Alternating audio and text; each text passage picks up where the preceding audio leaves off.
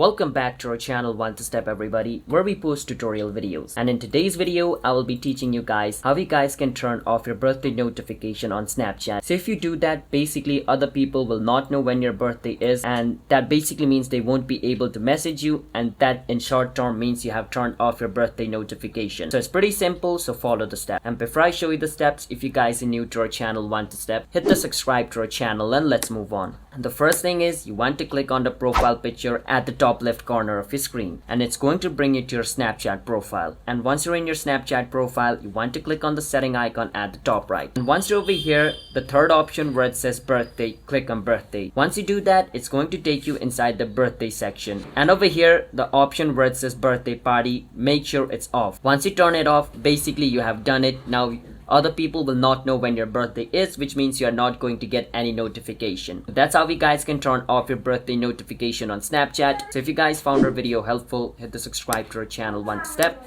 I'll see you guys next time.